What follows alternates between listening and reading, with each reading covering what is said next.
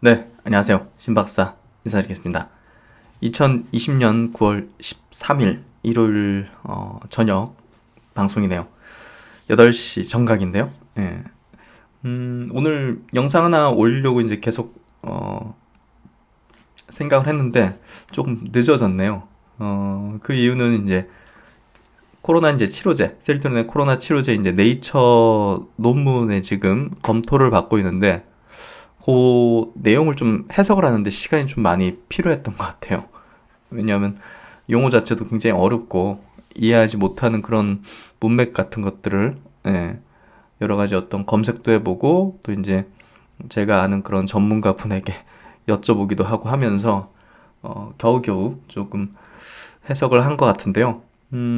이게 굉장히 중요하다고 생각해요. 예, 당연하죠. 사실 뭐 우리가 셀트론의 이제 코로나 치료제 뭐 여러 어떤 동물 실험이라든지 여러 어떤 발표된 결과들 이런 것들을 이제 기사로 이제 확인했지 않습니까? 그렇기 때문에 정확한 어떤 데이터, 정확한 내용들을 우리는 알 수가 없었죠. 예, 그냥 뭐 보여주고 싶은 것만 보여주는 예, 그런 거일 수도 있는 거잖아요. 예, 근데 이제 여기 네이처 논문 쪽에 올라갔다는 것 자체가 이제 검토 중이라서 아직 승인된 건 아니지만 결국은 이 데이터와 같이 이 원리에 대한 설명이 들어가고 또 구체적인 어떤 동물들의 실험 결과를 좀 보여주는 거기 때문에 이 셀트론의 코로나 치료제 성공 여부가 이거 해석의 여부에 따라서 가늠할 수 있지 않을까 하는 생각을 저는 했고요.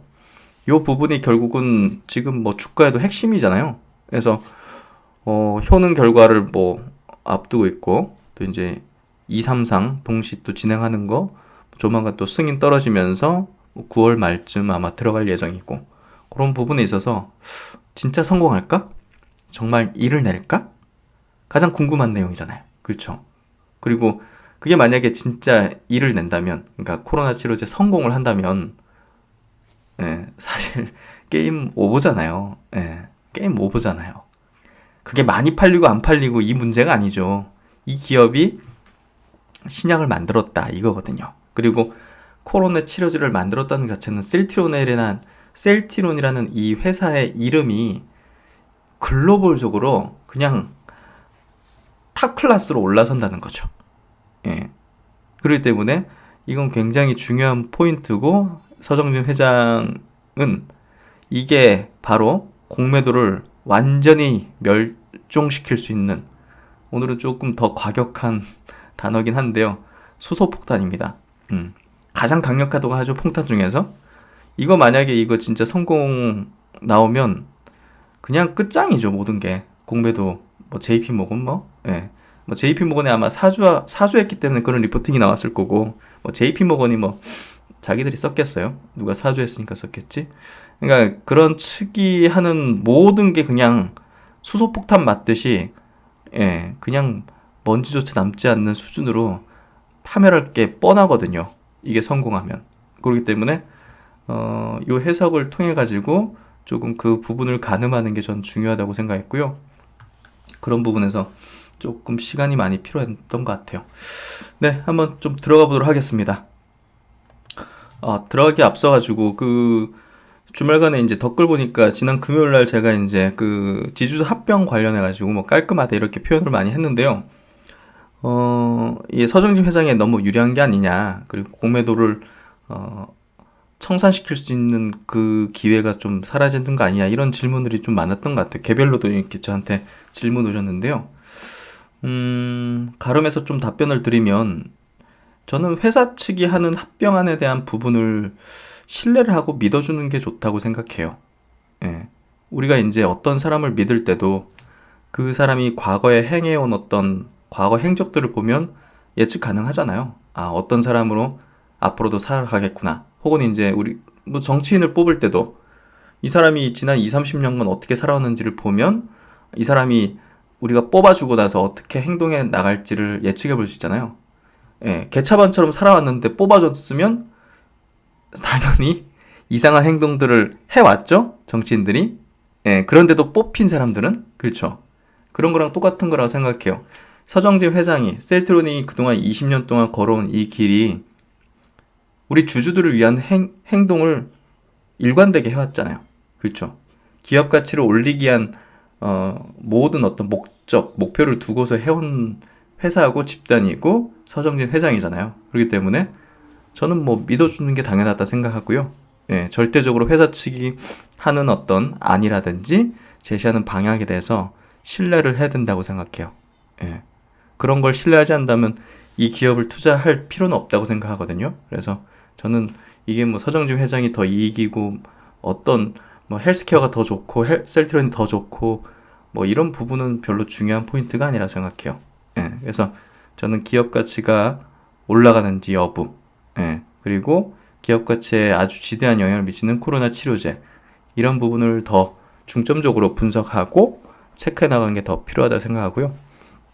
합병에 대한 부분은 회사 측이 제시하는 것들이 향후에 나올 때마다 분석하면 되는 부분이지 주주들이 왈가왈부할 부분은 아니라고 생각합니다. 그래서 그런 부분에서 예, 회사를 믿어주자, 예, 그렇게 좀 말씀을 드리고 싶네요. 그래서 이제 본문으로 들어가 보면요. 셀트리온 네이처 리서치, 네이처지에 이렇게, 예, 논문을 올렸습니다. 예, 뭐 요거는 이제 코로나 관련된 이제 부분이고요. 지금 이제 검토 중이기 때문에, 피어 그룹 이제 검토 중이기 때문에 승인 떨어진 건 아니고요. 예, 게재된 건 아니기 때문에 이제 심사 중이다.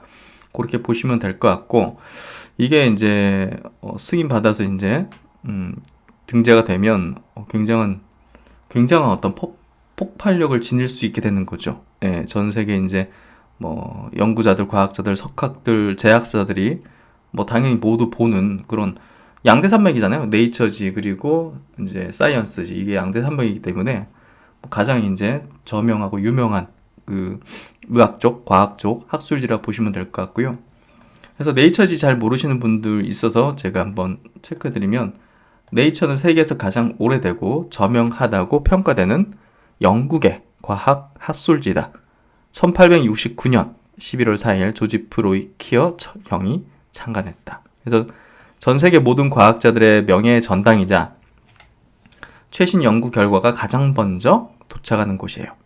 그래서 전 세계 거의 모든 신문과 방송이 인용 보도함으로써 1000만 부 이상의 영향력을 발휘하는 잡지다. 그래서 영국의 이제 네이처 그리고 미국의 사이언스, 이 뭐 양대 산맥이라 보면 될 것 같고요. 미국과 영국에서 각각 창간돼 100여 년 동안 앞서거니 뒤서거니 하며 과학혁명을 대변하고 전파해왔다. 그래서 무명 과학자들의 첫째 소원은 사이언스와 네이처에 논문을 싣는 것이고, 성공한 과학자의 최고 목표는 이들 매체에 표지에 실릴 만한 연구 업적을 이뤄내는 것이다. 그래서 표지에 그냥 올라가면 그냥 그거는 집안의 경사가 아니라 국가의 경사죠, 그냥. 예. 그 정도의 어떤 그 파급력을 지니는 그런 어떤 매체라고 보시면 될 것 같고요. 그래서 이 논문 요지 보면요, 이 코로나 바이러스는 현재 전 지구적인 그 유행성을 이제 전염성을 이제 유발시키고 있고, 이에 따라서 백신과 치료법이 좀 시급하다. 이번 연구에서는 수용체 결합 영역을 타겟하는 인간 단클론 항체를 스크린했다. 그래서 이런 어떤 항체 라이브러리에서 나왔고, 뭐 약간 변형된 건데요. 어찌됐든 이제 회복 환자로부터 뽑아낸 이 CTP5구라는 이 이제 물질이 강력한 중화 능력이 확인되었다. 이런 어떤 내용이고요. 항체 의존 강화 효과의 복잡한 결정 구조는 이따가 이제 다 설명드릴까요? 엔지오텐신 변환 효소 2 세포 수용체의 상호작용 영향을 CTP5구가 차단한다는 것을 보여주었다. 이게 요약된 부분인데요. 한번 보시면서 제가 이따가 자세하게 설명을 드릴게요. 사실 요걸 다 읽고 나면 아마 셀트리온을 바라보는 어떤 시각이 보다 더 좀 달라지지 않을까 하는 생각이 좀 들고요. CTP5구의 바인딩 방향은 이전에 보고된 코로나 이제 19 바이러스 수용체를 대상으로 이 단클론 항체를 중화시키는 것과는 확연히 다르다. 기존 거랑 이제 다르다는 거죠. 이 CTP59는 기존에 이제 중화시키는 그런 항체랑은 좀 틀리다. CTP59가 그래서 새로운 어떤 바인더, 결합되는 어떤 중앙 항체가 될 수 있다는 걸 시사한다. 그래서 CTP59의 치료 효과는 세 가지 동물 모델에서 평가되었다. 그리고 임상적인 완화와 함께 바이러스 이제 역가에 상당한 감소 증상이 관찰되었다. 이것은 인간 단클론 항체 치료제인 CTP59가 코비드19 치료를 위한 유망한 치료 후보라는 것을 이제 시사한다. 그래서 요약된 내용 간단하게 좀 나온 내용이고요. 그 다음 본문 내용 이제 그 논문의 이제 본문 내용에서 중요한 부분들, 핵심적인 부분들을 이제 체크해서 이제 번역을 한 부분인데요. 중증 코비드19 환자의 임상 증상, 이제 폐순상 등을 정확하게 반영하는 동물 모델이 없기 때문에 패럿 그리고 시리아 햄스터, 붉은 털 원숭이는 이 코로나19 사스코브2가 이제 코로나19 바이러스예요. 예. 이거의 병원체 전달을 평가하고 코비드19에 대한 치료제 및 백신의 효능을 평가하는데 함께 사용되었다. 그래서 치료제와 이제 백신의 효능까지 같이 평가하는데 이제 사용되었다.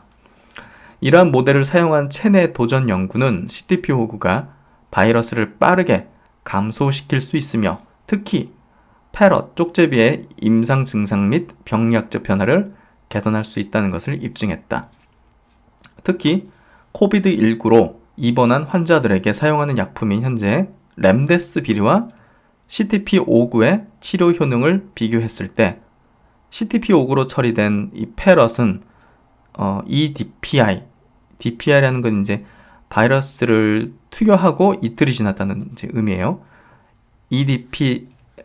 DPI부터 상부 호흡기 트레이에서 이 비강 쪽이죠. 코 이제 요런 쪽 호흡기 쪽 상부 호흡기 트레이에서 바이러스 부하가 더 약화된 걸로 나왔다. 그래서 렘데스비르하고도 같이 투여를 하면서 비교를 한 데이터가 있기 때문에 굉장히 우리가 보기에도 아주 좋은 어떤 논문이죠. 그래서 감염 바이러스의 초기 제거는 이게 이틀 지났는데 바이러스가 약화된 거잖아요. 지금 호흡기 쪽에서. 그래서 초기 제거는 CTP59가 이 콤비네이션 치료로서 뭐 여러 가지 어떤 콤비네이션 치료로서 코비드19 환자에게 하나의 옵션이 될 수 있음을 시사한다.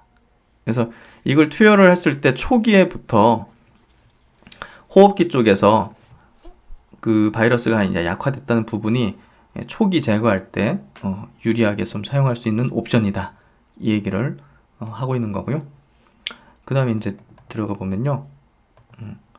조금 내용이 쉽진 않은데요. 뭐 어쩔 수 없잖아요. 의학 관련된, 바이오 관련된 논문이 이해하기 쉬울 리는 없고, 저도 이제 IT라든지 뭐 여러 가지 많이 분석을 했지만, 이 바이오 업종에 대한 분석이 제일 시간이 많이 걸리고 어려운 것 같아요. 근데 그만큼 이제 폭발력이 압도적이잖아요. 이 바이오 쪽에 대한 어떤 모멘텀은 주가에 있어가지고도 뭐 IT에서 뭔가 좀 호재 나왔다 하더라도 뭐 몇 배 막 튀긴 어렵지만 바이오는 막 진짜 임팩트 큰 어떤 이런 어떤 임상학적인 어떤 호재라든지 이런 것들이 나타나면 뭐야 몇 배가 그냥 날아가 버리잖아요. 그렇기 때문에 그만큼의 또 해석하는 가치가 있다고 생각하고요. 본 연구에서는 시험 관내 및 생체 내 연구 여기에서 수용체 결합 영역을 대상으로 항체 CTP59를 중화시키는 잠재적 치료적 효익을 입증했다. 우리는 CTP59가 스파이크 단백질에 이제 수용체에 결합되어 여러 가지 검사 및 X선 결정학에 의해 ACE2에 이게 이제 이따가 중증 환자들한테 굉장히 치명적인 어떤 그런 어떤 수용체인데요. ACE2에 대한 바이러스 결합을 방해하는 완전한 장질 장애물을 야기한다는 걸 발견했다. 중요한 것은 CTP59는 시험관대 중화항체에 의한 임상격리체 바이러스 복제를 유의하게 억제하였다.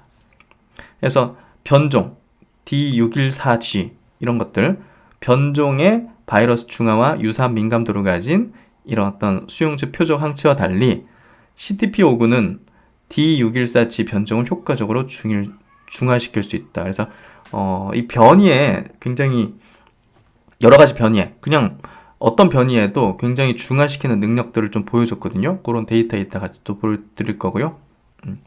그래서 이 사스코브2 RBD 이 코로나 이제 바이러스 수용체 돌연변이는 이런 바이러스에 대한 결합 친화력을 바꿀 수 있다. 예를 들어서 이게 다 변이거든요. 이거는 이 ACE2에 대한 결합 친화력을 증가시킨다고 보고되었으며 이는 바이러스 확산을 더욱 가속화할 수 있다. 예. 그러니까 이 변형된 어떤 돌연변이 이런 바이러스가 이 ACE2라는 이 중증으로 나갈 수 있는 그런 굉장히 치명적인 이런 거랑 결합 친화력을 증가시킨다. 그래서 확산을 가속화할 수 있다. 우리는 이 CTP59가 이 수용체 돌연변이 단백질에 결합하고 ACE2에도 간섭한다는 것을 발견했다. 예. 이 굉장히 큰 거예요, 사실은. 예. 그래서 이러한 결과는 CTP59가 자연적으로 발생하는 잠재적 변형을 무력화할 수 있음을 시사한다. 예, 자연적으로 발생하는 이런 어떤 변이를 무력화할 수 있음을 시사한다. 예. 그래서 변이에 이제 잘 대응할 수 있는 그런 어떤 항체라는 거예요, 지금. 그런 것들을 알 수 있는 게 이제 데이터입니다. 이게 이제 중화 능력이에요. 예. 중화 능력이 높으면 좋은 거죠. 그래서 보시면 일반 이제 변형되지 않은 코로나 바이러스에 대해서 이제 중화 능력이 이렇게 높아지는 걸 볼 수 있고요. 이게 변형된 겁니다. 아까 이제 D614G형, 예. 요 바이러스도 당연히 이제 중화 능력이 높아지죠. 예. 근데 일반 어떤 변형되지 않은 변이되지 않은 어떤 바이러스 대비해서 빨간색 선이 이제 변종된 거거든요. 변이된 거거든요. 변이된 거에서 더 높은 중화 능력을 보여주고 있죠. 높을수록 중화 능력이 높다 했잖아요. 예. 그래서 이 데이터로서 이렇게 나온다는 거. 그리고 아까 이제 그 여러 가지 변이, 이게 다 변이 이제 종류거든요. 예. 이런 여러 가지 변이, 여기에도 이게 이제 바인딩 결합 이제 능력인데요. 예, 결합력이 높다는 걸 말해주는 거예요. 예, 그만큼 이제 무력화시킬 수 있다는 거죠. 그래서 이런 어떤 다양한 변이에 대해서도 이 CTP59가 상당한 결합력을 보여줘가지고 중화시킬 수 있는 그런 가능성을 보여준다. 이렇게 좀 해석하면 될 것 같아요. 그러면 아까 이제 이 CTP59가 코로나19 이제 바이러스 수용체 중 하나의 이제 안지온텐신 전환 요소 ACE2 요걸 이제 차단하는 효과가 있는 거를 아까 이제 보여줬잖아요. 이게 뭐냐? 보면 이제 질병관리본부 국립보건연구원은 담배 연기, 뇌졸중, 당뇨병에 의해서 세포 내 코로나19 바이러스 수용체인 안지오텐신 전환 효소가 증가한다고 발표했다. 이 ACE2는 안지오텐신 전환 효소 요거 ACE2는 폐, 심장, 동맥 등 여러 신체 조직 세포막에 존재하는 단백질로 안지오텐신2를 안지오텐신 17으로 바꾸어 혈압을 낮추는 역할을 한다고 합니다. 그래서 이제 ACE2는 코로나19 바이러스가 인간 세포 침입 시 이용되는 수용체로 알려져 있다.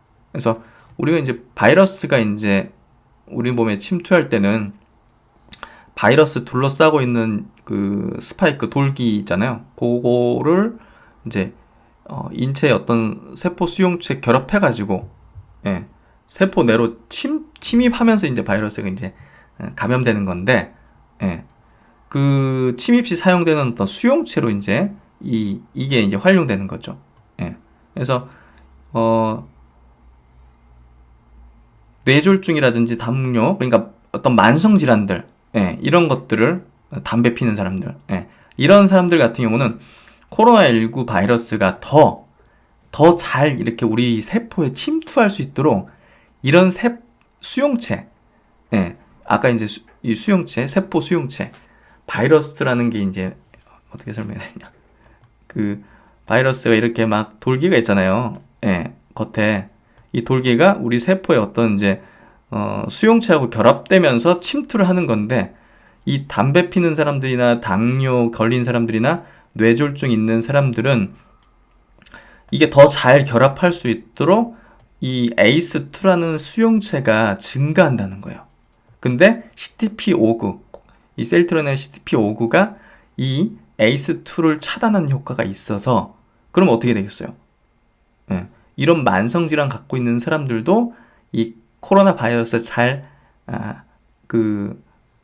이제 뭐였죠? 예, 감염되지 않을 수 있도록 할 수 있는 그런 기전을 제공하는 거죠. 역할을 제공하는 거죠. 어떤 건지 아시겠죠? 그러니까 진짜 이 만성질환 갖고 있는 사람들은 이 CTP59가 굉장히 큰 역할을 해줄 수 있는 거죠. 왜냐하면 조금 더 보면 왜 그런지 알 것 같아요. 그러니까 만성질환이나 이런 것들이 있는 분들은 지금 진짜 조심하십시오. 지금 2단계로 이제 내려왔지만 사회적 거리두기 굉장히 조심하셔야 돼요. 왜냐하면 그 다음 보시면 세계보건기구는 코로나19로 인한 중증질환 이환 및 사망에 관련된 위험 요소를 고령자 만성질환 흡연으로 규정했다. 여기서 만성질환은 당뇨, 고혈압, 심내혈관 질환, 심장질환이라든지 뇌졸중, 만성호흡기 질환, 만성신장질환, 면역억제, 암 같은 거, 이런 거 있는 분들은 아까 이제 ACE2가 이제 증가하면서 바이러스가 더 쉽게 침투를 하고 침입을 하고 거기에 따라서 이 사망 가능성이 굉장히 높은데요. 국내 코로나19 사망자 중에서 만성질환이 있는 환자가 전체 사망자의 98.5%예요. 와, 이제 아시겠죠? 이게 얼마나 무서운 건지. 그렇죠? 그래서 이거 있으신 분들은 더 조심하셔야 되고, 이 CTP59가 이런 어떤 만성질환자가 더 잘 걸릴 수 있는 그런 어떤 원리를 차단시키는 그런 기능을 한다는 거를 이 동물 실험을 통해 가지고 밝혀낸 거예요. 얼마나 엄청난 건지 이해되시죠? 논문 제대로 해석하신 분들은 아마 셀트론에 대한 투자를 아마 더 늘리지 않을까 하는 생각이 드는데요.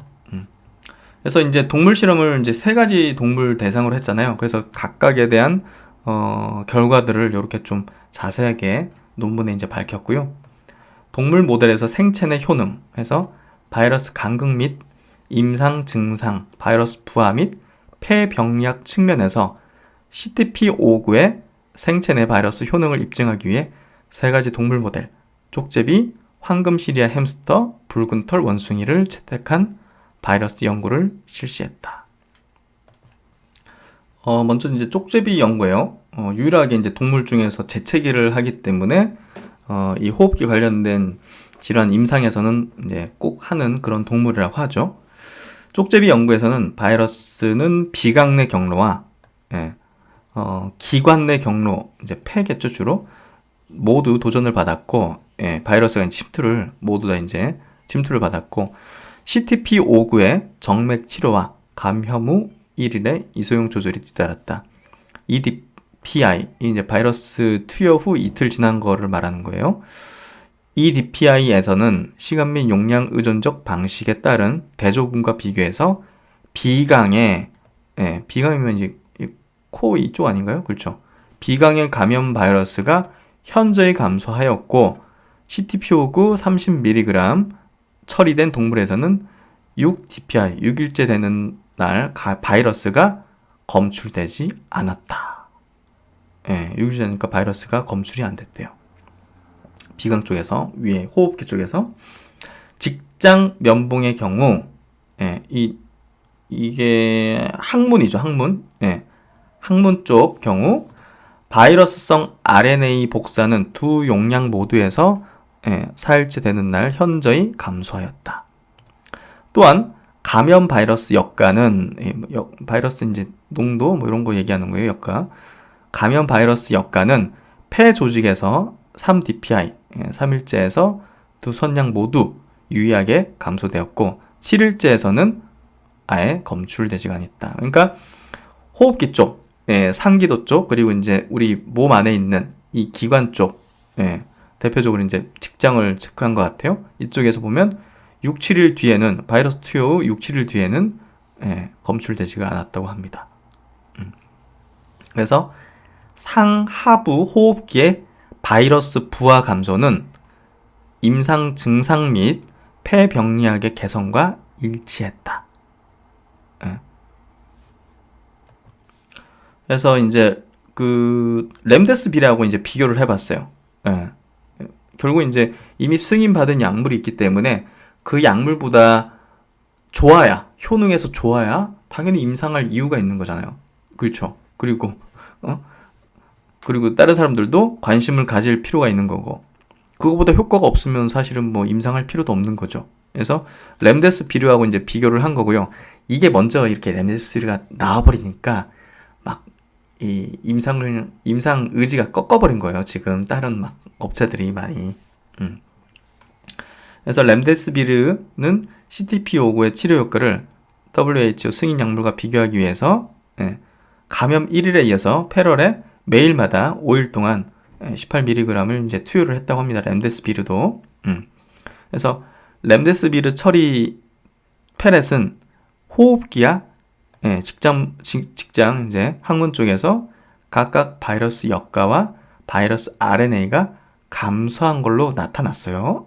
근데 페럿에서 이 코로나 이제 19 바이러스의 간극이 CTP59에 비해서 지연되었음을 시사하는 6일째 되는 날까지도 감염 바이러스가 호흡기에서 검출됐다. 여기 보시면 6일째 보면 감염 바이러스가 없잖아요. 호흡기 쪽에서. 근데 여기는 호흡기가 검출됐다. 그러니까 간극이 보다 더 지연됐다. 그러니까 보다 우위에 있는 거잖아요. 지금 보면 CTP59가. 그러니까 굉장히 의미 있는 결과 데이터인 거죠. 그래서 그 관련된 이제 결과치를 여기 데이터로서 보면요. 여기 보면 이게 바이러스 역가. 이게 낮을수록 바이러스가 사라졌다는 거예요. 낮을수록. 여기 보시면 이 대조군, 컨트롤 대조군, 그리고 보라색이 렘데스비르, 빨간색은 대조군, 보라색이 렘데스비르, 초록색이 저농도, 그리고 파란색이 고농도로 넣은 거예요. CTP59를. 아시겠죠? 여기 보시면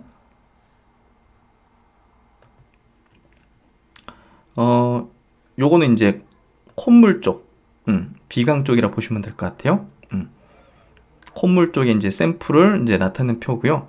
보시면 2일째 됐을 때 그래도 고농도의 CTP59의 고농도 쪽이 확 감소되어 있는 걸 볼 수가 있죠. 근데 저농도 쪽은 뭐 렘데스비르랑 비슷해요. 그리고 4일째 되는 날 보면 저농도는 오히려 렘데스비르보다 바이러스가 더 안 줄었네요. 근데 고농도는 확 줄었죠. 6일째 되는 날 보니까 렘데스비르하고 뭐 저농도 쪽은 높은 수준이에요. 대조군하고 별 차이 없이. 근데 고농도 쪽은 확 감소했죠. 그러니까 데이터가 어떻게 보면 고농도가 아니면 그다지 좋은 데이터는 아닌 거죠. 렘데스비르하고 별 차이 없으니까. 그렇죠. 오히려 더 많기도 하고. 그리고 이제 그 다음은 이제 항문 쪽. 요건 항문 쪽이에요. 항문 쪽 보면 요것도 보면 고농도 4일째, 6일째 고농도는 좀 많이 줄었죠. 렘데스비르나 대조군 대비해서. 근데 저농도가 그렇게 차이가 없네요. 렘데스비르하고. 그쵸? 쪽제비 쪽에서. 그래서 고농도가 좀 유의미했다. 그렇게 좀 보면 될 것 같아요. 패럿 쪽은.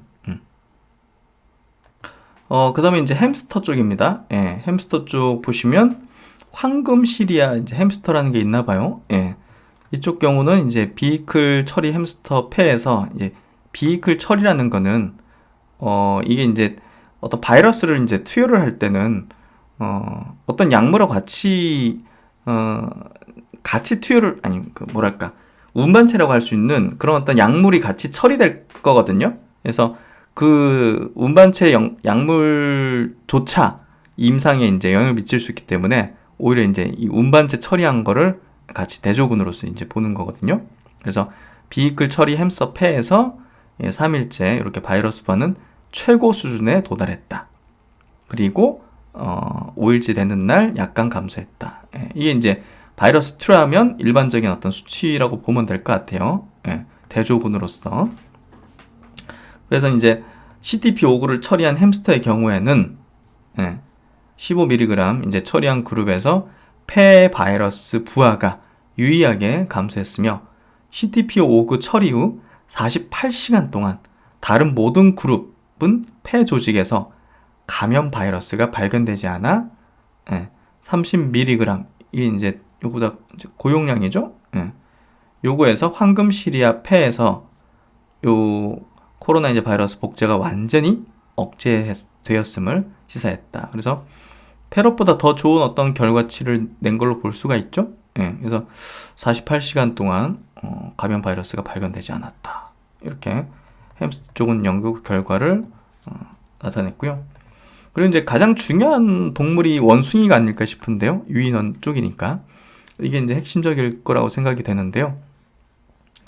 붉은 털 원숭이 연구에서 CTP5구와 아까 이제 비이클 통제 치료 동물 모두에서 발열, 체중 감소, 호흡 곤란을 포함한 명백한 임상 징후, 부작용 같은 보통 발생하는 그런 임상의 징후가 관찰되지 않았다. 그만큼 부작용이 전혀 이렇게 없다는 걸 얘기를 해주는 거죠. 왜냐면 이제 원숭이 연구는 거의 이제 은간하고 가장 흡사한 동물이기 때문에 부작용 부분에서 가장 우리가 유념해서 파악해 볼 수 있는 그런 동물이기도 하죠. 바이러스 부하는 비강 면봉에서 이제 여기 호흡기 쪽에서 바이러스 투여 후 이틀째 최고 수준에 도달한 후 이 비이클 처리 대조군에서 6일째까지 점차 감소했다. 이게 이제 일반적인 그냥 바이러스 들어가면 나타난 현상이라고 보면 되죠. 이와는 대조적으로 이제 CTP5구를 이제 투여한 어떤 이 군에서는 바이러스 역가가 급격하게 감소시켰고 감염 바이러스는 45, 90ml 요 투여한 어떤 군에서 CTP5구 투여 후 2일째에서도 검출되지가 않았다. 야, 이게 엄청난 결과물인데. 또한 4일째에서 CTP5구로 처리된 동물로부터 채취한 직장 면봉, 이제 기관 내 항문 쪽에서 바이러스성 RNA는 검출되지 않았다. 모든 원숭이는 이제 바이러스 투여 이제 6일째 안락사되었고 각각의 이제 폐 조직을 이제 검출하기 위해서 이제 안락사 시킨 것 같아요. 각각의 폐엽은 감염성 바이러스 역가를 정량화하기 위해 수집되었다. 이 비이클 통제 그룹과 CTP5구 처리 그룹을 포함하여 어떤 동물에서 시험한 폐엽에서도 감염 바이러스는 발견되지 않았다. 그래서 보다 더 이제 원숭이 연구에서는 부작용 부분이 중요하기 때문에 가능한 부작용을 추가로 조사하기 위해서 또 다른 검사를 실시했는데 여기서도 바이러스 감염 증가가 관찰되지 않았다. 부작용도 없었을 뿐더러 바이러스 감염 증가가 관찰되지가 않았다. 그래서 요거 이제 데이터는 여기 있죠? 여기 이제 C와 이제 D가 이제 원숭이 이제 실험 결과의 이제 데이터인데요. 여기 이제 바이러스 양이에요. 바이러스 양이 줄어드는 게 이제 좋은 거죠. 보시면 대조군이 빨간색, 45mg을 투여한 저농도 그룹이 초록색, 90mg 투여한 고농도 그룹이 파란색이에요. 보시면 투여 후 1일째 그리고 2일째 보니까 어떻습니까? 확 감소했죠. 고농도 저농도 상관없이. 그리고 3일째, 4일째, 5일째, 6일째 사라졌다는 거죠. 2일째부터 다 사라졌다는 거죠. 바이러스 검출 안 된 거잖아요. 그리고 여기 보시면 이게 이제 어디냐면 원숭이 이제 그 콧물 이제 호흡기 쪽이라고 보시면 될 것 같아요. 그리고 이제 그 다음 직장 쪽 기관 내 직장 쪽에서도 1일째 투여했을 때, 그리고 2일째부터 보시면 검출이 안 됐죠. 3일째 이렇게 확 올라간 건 뭐지? 어쨌든 보시면 2일째부터 사라진 걸 볼 수가 있죠. 그래서 원숭이 쪽의 데이터가 굉장히 유의미했고, 와, 2일째부터 바이러스가 사라진 걸 우리가 데이터로서 확인할 수 있다는 것 자체가 굉장히 임팩트가 크다고 볼 수 있을 것 같고요. 추가적인 부작용 검사에서도 부작용에 대한 부분이 전혀 없었고, 오히려 이제 바이러스 감소한 부분까지 추가적으로 더 확인했다는 부분 자체가 굉장히 좀 유의미한 어떤 부분인 것 같고요. 그래서 논문 해석 정리를 간단하게 해보면, 코로나19 바이러스에 대한 다양한 동물 실험에 대해서 데이터와 함께 치료 효능을 이제 확인시켜 준 셈이죠. 그래서 임상일상 결과, 동물 실험에서의 결과와 같이 지금 현재 안정성에서 문제없음이 밝혀졌죠. 그렇기 때문에 향후 효능에서도 비슷한 결과를 이런 맥락에서 좀 예측을 해볼 수 있을 것 같다는 생각이 들고요. 또한 아까 좀 굉장히 좀 유의미했던 거는 변이를 무력화시키고, 아까 이제 ACE2라는 그 수용체, 중증으로 될 수 있는 그런 환자를 억제시키거나 차단시킬 수 있는 이런 이론적인 결과물을 보여줬다는 것 자체가 기존에 이제 뭐 그런 어떤 중화항체하고 좀 다른 어떤 부분이라는 게 굉장히 핵심일 것 같고요.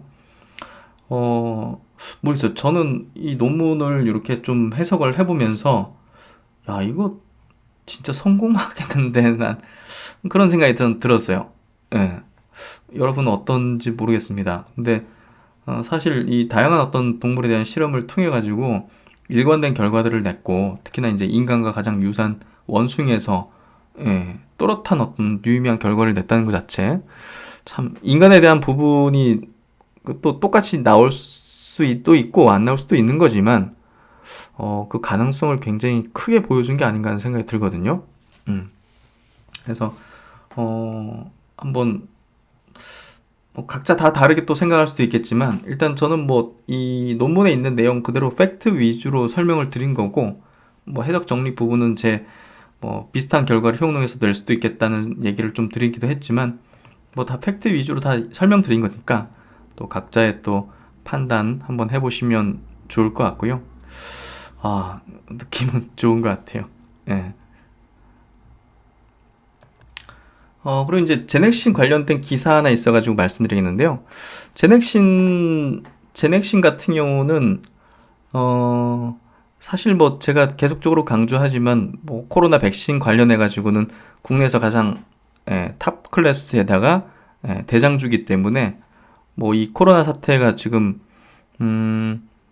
더 최악의 일로로 가고 있죠. 글로벌적으로. 31만 명인가 증가를 한 걸로 아까 뉴스에서 본 것 같은데요. 그만큼 이쪽의 시세는 무너질 수도 없고요. 그리고 사실 뭐 SK케미칼 같은 그 CM 업체가 최근에 굉장히 급등하고 시장에서 어떤 대장주 역할을 좀 했다고 보이지잖아요. 근데 시세만 보더라도 사실은 이제 그쪽이 메인이 아니고 그쪽이 핵심은 아니거든요. 사실은. 그래서 제넥신이 더 강력한 모멘텀을 갖고 있다는 것만 알고 계시면 될 것 같고, 시세는 여전히 상승 추세의 어떤 흐름을 계속 보여주고 있다, 이렇게 좀 이해하시면 될 것 같아요. 그래서 이렇게 우정원 이제 연구소장 인터뷰 기사 한번 간단히 보고요. 제목이 이제 백신 개발 선두주자 제넥신, 우정원 연구소장 내년 베스트 코로나 백신을 생산하겠다, 이런 발표를 했고요. 제넥신은 국내 코로나19 백신 개발의 선두주자다. 여기에 순수 기술로 만드는 예방 백신이라 정부의 적극적인 지원을 등에 업고 개발에 박차를 가하고 있다. 백신뿐만 아니라 코로나19 치료제를 포함한 혁신적인 면역 항암제 개발로 인류의 생명 구원이라는 이념을 향해 나아가고 있다. 지금 코로나 그 백신 만드는 것 때문에 지금 직원들이 엄청나게 바쁜 걸로 지금 나와 있고요. 특히나 이제 이 제넥신 같은 경우는 인도네시아 칼베사하고 그쪽 현지에서 백신 임상을 진행하는 부분, 그 부분이 지금 진행 중이기 때문에 뭐 의견 교환을 계속 이렇게 하고 있는 걸로 보여지고요. 조만간 이쪽에 대한 내용이 아마 나오겠죠. 그렇기 때문에 제넥신은 언제든 치료제든 이 백신 분야든 모멘텀이 확 뛰어오를 수 있다는 것을 항상 유념하고 있으셔야 됩니다. 그래서 임상 개발뿐 아니라 글로벌 파트너십 책임자이기도 한 우 소장은 수시로 미국, 인도네시아, 태국, 터키 등 파트너사와 소통하고 있다. 데넥신이 보유하고 있는 파이프라인만 15개라서 수시로 이메일을 확인하고 원격 회의를 통해 업무를 진행하고 있다. 특히 칼베와는 파트너십을 맺고 코로나 DNA 백신 후보 물질인 GX19를 공동 개발하고 있다. 그래서 우리나라에서 이제 임상을 이제 후기 단계 하기가 어렵기 때문에 해외로 이제 눈을 당연히 돌려야 되고, 그런 부분에서 이제 인도네시아하고 이제 긴밀하게 하고 있는 걸로 보시면 될 것 같고요. 국내에는 이제 확진자 발생률이 낮기 때문에 예방 백신 임상에 제한이 있다. 그래서 임상 2비 3상은 해외에서도 진행되어야 하는데 다양한 국가의 제약사들과 MOU를 맺었기 때문에 글로벌 임상에 동참하겠다는 파트너사들이 많다. 마침 인도네시아는 환자들이 병원에 가지 않고도 임상을 할 수 있는 여건이 마련돼서 코로나 치료제 다국가 임상을 위한 좋은 장소가 될 것 같다. 그래서 지금 DNA 백신 접종에 가장 많이 쓰이는 건 전기 천공기 투여법으로 주사 바늘로 이제 약물을 이제 투여하고 있죠. 근데 이 제넥신 같은 경우는 무바늘 투여법, 바늘이 아닌 그냥 툭 하면 분사기처럼 피부에 압력을 가해서 약물이 들어가는 그런 방식으로 이제 개발을 하고 있죠. 그래서 DNA 백신은 다른 종류의 백신과 달리 투여 방식이 매우 중요하다. 근육세포 안에 들어가야 하기 때문에 최적의 투여 방식을 찾고 있다. 무바늘 투여법이 DNA 백신의 편리성을 높이고 아이부터 어른까지 전 연령층의 접근성을 높일 수 있을 것으로 기대한다. 그래서 지금 제넥신의 이제 코로나 이제 개발 목표, 사실 이제 글로벌 제약사보다는 이제 우리나라 코로나 백신 개발이 좀 늦죠. 뭐 그건 이제 상황에 따라서 좀 틀린 부분이라고 보여지는데, 그래서 최초보다는 베스트 백신에 초점을 맞추겠다.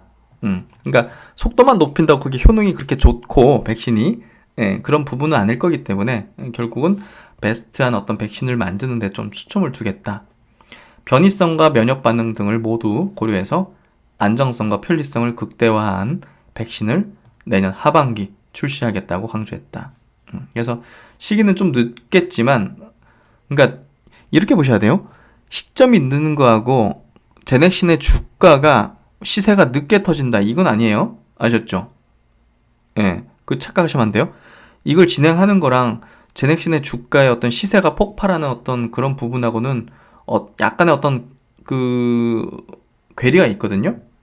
그래서 그런 관점으로만 보시면 안 돼요. 그리고 뭐 아스트라제네카라든지 뭐 다른 어떤 모더나라든지 뭐 이런 데서 백신을 개발했다 가지고 제넥신의 어떤 이 주가가 뭐 붕괴되고 폭락하고 그런 건 아니에요. 그러니까 그런 부분의 질문들을 많이 하시는데, 딴 데서 만들면 이거 어떻게 되냐 이런 얘기를 많이 질문하시는데, 그거랑 이 종목이 시세 터지는 거랑은 상관없습니다. 지금 제넥신은요, 이 세력이 매집해가지고 지금 끌어올리고 있는 상황이기 때문에 그런 상황으로 인해가지고 뭐 시세가 붕괴되거나 이러진 않습니다. 고점에 어떤 패턴들이 나와서 물량을 그들이 털면 그때 고점이 만들어지는 거지, 딴 데서 만들었다고 이 시세가 붕괴되는 건 아니에요. 그래서 그런 현상이 나오면 제가 이제 그때 대응해드리고 말씀드린다고 말씀드렸죠.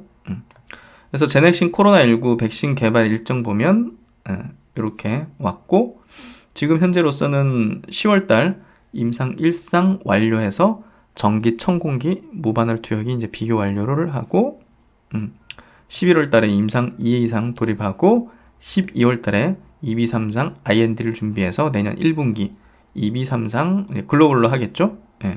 그래서 내년 여름에 긴급 사용 승인을 목표로 하고 있고 하반기 백신 출시를 이렇게 계획을 하고 있습니다. 그리고 이제 제넥신 같은 경우는 코로나 치료제도 이제 개발 중에 있기 때문에 사실 이제 다른 어떤 기업들하고 완전히 그 차별점이 엄청 크죠. 그래서 이 종목이 대장이 될 수밖에 없다 생각하고요. 제넥신의 신약 개발 주요 파이프라인 보시면 이미 이제 항암제로 많은 어떤 파이프라인을 또 키트로드라든지 블록버스터랑 같이 병용 임상을 하고 있고요. 1비 2회 이상을 이제 주로 하고 있고요. 코로나 치료제 쪽으로 이제 네오이민텍이 미국에서 일상을 하고 있고, 국내에서도 1비상 IND 승인을 받아서 이제 들어갈 예정이죠. 그래서 코로나 치료제도 개발하고 있다는 포인트, 요 포인트를 좀 아셔야 될 것 같고, 이게 이제 어떤 역할을 하는지는 제가 또 과거에 또 그 스마트 리포트 영상에서 자세하게 또 풀어드렸죠. 그걸 좀 보시면 될 것 같고, 보시면 이제 코로나 중증 위중 환자의 경우 T세포 감소율이 높아서 생명이 위험에 처하게 된다. 위험하게 된다. 제넥신의 GXI7의 기능은 T세포 수를 늘리고 활성화시킨 후 지속적으로 유지해서 치료를 돕는 방식이라서 코로나 치료제로 효과가 높을 수 있다. 그래서 우 소장은 코로나 치료제의 경우 백신과 비교해 투여 후 관찰 기간이 더 짧고 결과를 더 빨리 볼 수 있다는 장점이 있다. 그렇기 때문에 코로나 치료제도 매우 중요하고 병행해야 한다고 말했다. 그래서 이 부분이 더 빠르게 아마 모멘텀으로 나오게 될 걸로 봅니다. 그래서 어찌됐든 코로나는 여러 가지 요법들을 같이 병용해가지고 사용해야지 된다고 하잖아요.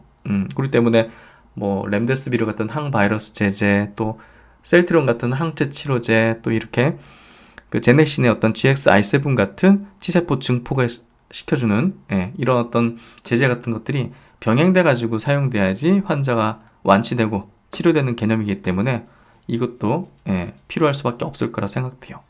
그래서 요 치료제 부분도 우리가 주목을 해볼 필요가 있다는 생각이 듭니다. 그래서 이제 기술적으로 보면요, 지금은 뭐 약간의 여기서 뭐 한 20만 원 좀 저항을 받고 뭐 조정 국면에 좀 있는 건데요. 뭐 아주 뭐 안정적인 조정을 만드는 것 같아요. 그래서 특별하게 제넥신 시세는 뭐 부담 없이 흘러가고 있다 보시면 될 것 같아요. 그래서 이건 뭐 차트 분석을 어떻게 하고 이게 중요한 포인트는 아니라고 생각돼요. 현재로서는. 이게 패턴이 뭐 붕괴된다든지 패턴이 고점 형태를 만든다든지 뭐 이런 어떤 그 핵심적인 어떤 뭐 형태가 만들어지는지 여부를 보는 게 중요하지, 막 하루 이틀 봉이 어떻게 만들어지고 거량이 어떻게 터지고 이거는 뭐 크게 중요한 건 아니죠. 그래서 그렇게 보시면 될 것 같고, 그럼 바로 이제 스마트 리포트 분석 종목들 체크 한번 해드릴게요. 먼저 이제 오스코텍인데요. 최근에 시세가 터지기 시작하죠. 펀더멘털적인 부분이나 파이프라인 분석은 제가 기존의 스마트 리포트에서 제가 자세하게 했었기 때문에 기술적인 포인트라든지 시세 흐름, 그리고 최근에 어떤 이슈가 나온 게 있는지 여부, 이런 것들 위주로만 좀 말씀을 드리도록 할게요. 그래서 이 종목은 하반기에 지금 모멘텀들이 류마티스 관절염 비롯해가지고 레지어틴이 관련된 모멘텀이 있기 때문에 그 임상적인 모멘텀이 굉장히 세게 하반기에 있는 것들을 주목을 해야 된다. 그 대표적인 종목이 오스코텍, 큐리언트, 그리고 지트리비엔트 같은 종목이 있다. 그리고 매드팩토, 이런 종목이 있다는 얘기를 이제 드렸죠. 그래서 그 오스코텍 같은 경우는 기술적으로도 굉장히 중요한 포인트가 이게 이제 주봉 차트입니다. 주봉 차트 보시면 역사적 신고가를 형성시키고 있어요. 그렇죠? 이거 어디까지 갈지 알 수가 없어요. 그러니까 지금 들고 있으신 분들은 그냥 홀딩하는 전략을 하는 거지, 이게 최근에 좀 많이 올랐으니까 좀 팔까? 이게 아니죠. 지금은 진행형에 있는 거예요. 진행형. 그러니까 그 모멘텀이 이제 현실화 된다든지, 그리고 고점 형태가 패턴이 만들어진다든지 할 때 매도 고려를 하는 거지, 지금은 뭐 그대로 뭐 그냥 진행형인 거죠. 쿠리언트도 마찬가지로 이제 라이센스 아웃 기대감이 지금 하반기에 증폭되고 있고요. 이 종목은 주봉 차트를 좀 볼게요. 주봉 차트를 보는 게 더 정확한데, 상장 이래로 시세를 한 번도 못 냈고 이중 바닥권을 만들었고, 여기서 보면 정별로 처음 돌아섰어요. 이거는 이제 이번에 시세를 내겠다는 거거든요. 그래서 주포가 등장한 셈이고요. 지금 역시나 이제 오스코텍과 마찬가지로 시세를 진정시켜 나가는 과정이 있기 때문에 어디까지 갈지 알 수 없어요. 나중에 이제 뭐 고점의 패턴이 나온다든지 그러면 이제 우리가 고려할 필요가 있는 거지. 지금은 진행형에 있다. 상승 진행형. 그렇게 좀 보시면 될 것 같고요. 그 다음에 이제 녹십자. 녹십자는 뭐 제가 이제 요 바닥에서 분석을 해드렸고, 최근에 여기서 지금 부담 없이 들어갈 만한 자리다는 얘기를 드렸잖아요. 다시 밀렸죠. 근데 이거는 여기서 매물까지 소화를 해버린 상태이기 때문에 예, 왔다 갔다 하다가 저는 시세를 한 번 더 슈팅 나올 거라서 봐요. 예, 그런 측면에서 시세를 끝내는 패턴은 아니다. 그렇게 좀 생각을 하고요. 혈장 치료제가 어찌됐든 이제 진행이 되잖아요. 공여자가 굉장히 많기 때문에.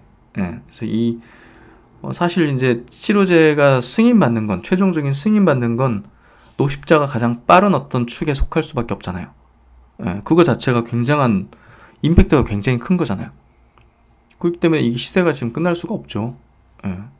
그래서 차트보다는 이 모멘텀 자체의 어떤 진행이 끝날 수가 없는 거기 때문에 이것도 저는 뭐 여전히 진행 중에 있는 상황이다.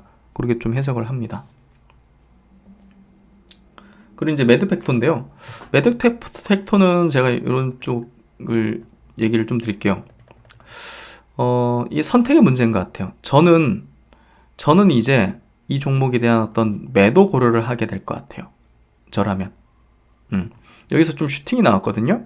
네. 어쨌든 라이센스 아웃 기대감이잖아요. 그리고 학회 발표도 앞두고 있고, 네, 그런 부분에서 제가 볼 때는 그런 시점에서 슈팅이 나온다든지 뭐 한 14만원, 15만원 팍팍 나온다든지 하면 저는 정리할 것 같아요. 네, 그거는 이제 선택의 문제고 고점이 어딜지 뭐 정확히 알 수는 없지만 저는 그 정도면 정리하게 될 것 같아요. 역시나 이것도 제가 이 부분에서 분석을 해드렸기 때문에 만약에 이제 그때 매수하신 분들이 계시다면 꽤나 이익이 나셨을 거라고 생각되고요. 저는 지금부터는 이제 올라오기 시작하면 분할로 좀 정리를 생각할 거다. 예, 그런 얘기를 좀 드릴게요. 뭐 그 이상 갈 수도 있겠지만 뭐 사실 이익을 실현한다든지 매도하는 부분은 뭐 개별 사람마다의 어떤 만족도에 따른 문제도 같이 결부되기 때문에 뭐 그거는 딱 일관성이 있는 기법도 없고 법칙도 없는 거거든요. 그래서 저는 요 정도면 만족할 것 같아요. 그리고 시가총액도 2조 3천억, 2조 5천억대. 이게 3조까지 가기 쉽지는 않을 것 같은데, 네, 재료적인 측면, 이 기업이 임상을 진행하고 있는 어떤 흐름, 그런 부분에서 저는 매도 고려하기 시작할 것 같아요. 그리고 그 다음 종목은 파버9. 잠시만요. 네.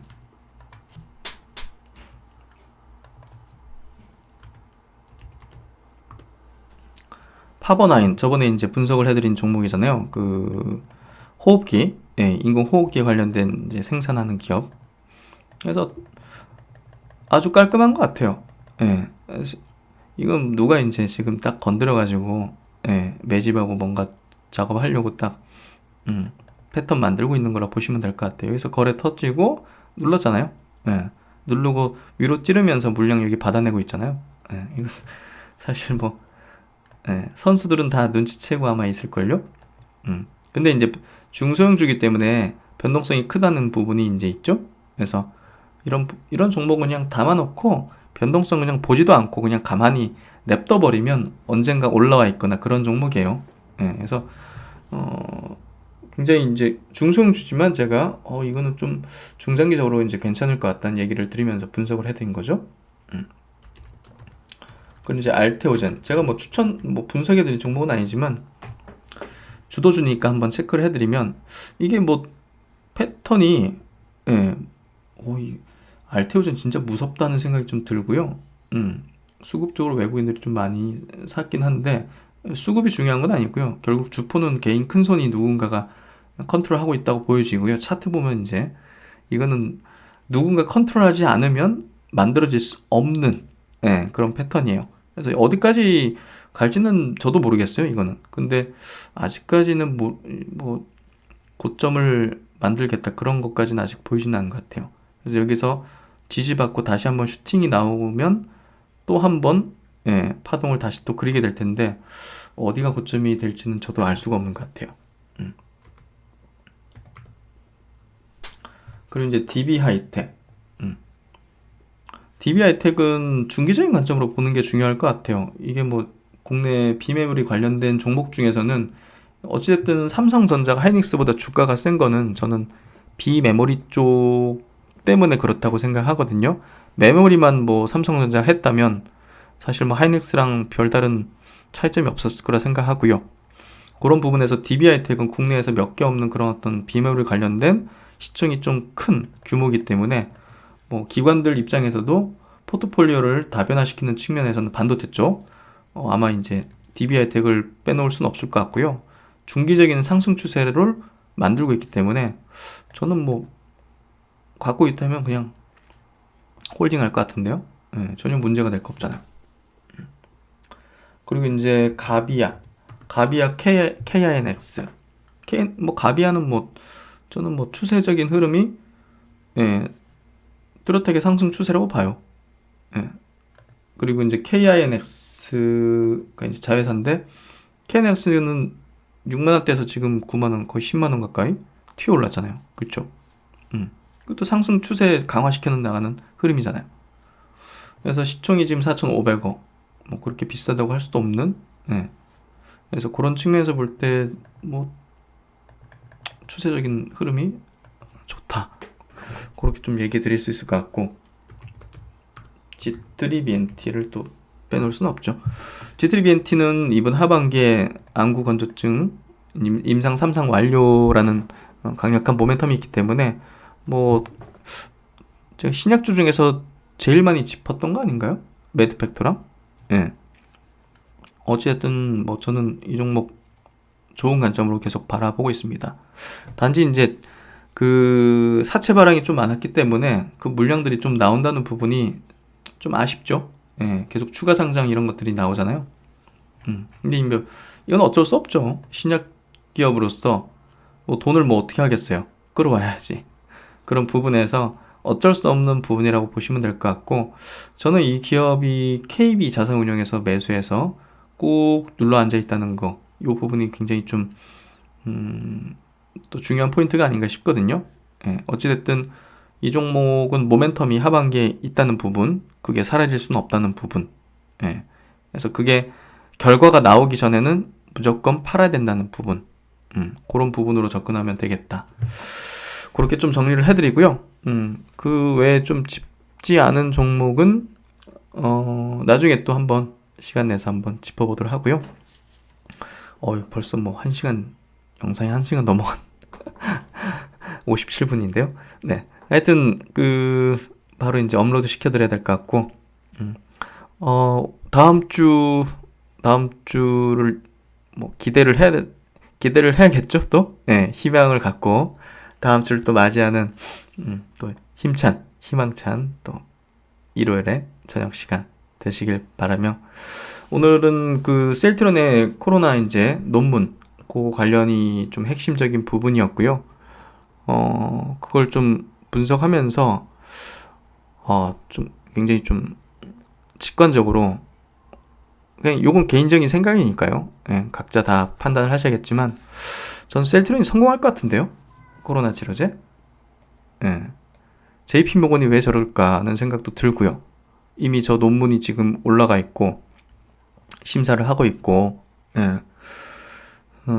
어느 정도 성공에 대한 확률, 가능성을, 예, 전 세계에 좀 보여주는 부분이라고 생각이 되기 때문에, 아무래도 이제, 공매도나, 예, 이 종목을 더 사고 싶은 측에서는 어떻게 해서든지 끌어내려서, 예, 물량을 확보하고자 하는 그런 의도들이 앞으로도 좀 있을 가능성이 있죠. 예, 그런 부분에서 다들 흔들리지 마시고, 예, 저 논문을 보세요.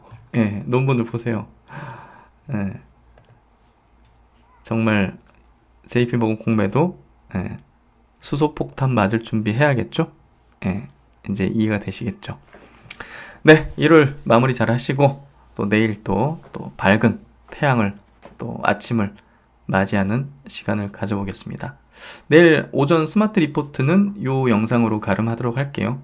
예, 이어서 같이 보시면 될 것 같습니다. 네, 신박사 이만 물러가고 다음 영상에서 또 뵙도록 하겠습니다. 감사합니다.